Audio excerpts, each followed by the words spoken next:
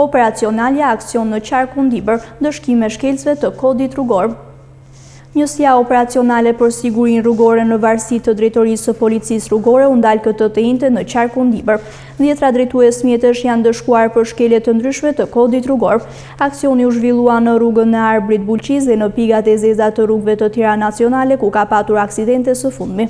10 drejtues mjetësh u ndëshkuan me masa administrative gjatë monitorimit me pajisje inteligjente si dron, radar dhe alkol testues. 120 drejtues mjetësh që lëviznin me shpejtësi të normës së lejuar ranë në objektivin e radarit të njësisë operacionale.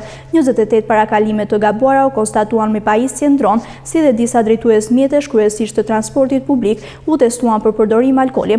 Oficerët të njësisë operacionale për sigurin rrugore ndëshkuan me masa administrative 81 drejtues mjetësh për përdorim telefonit gjatë vozitjes dhe mosvendosje të rripit të sigurimit.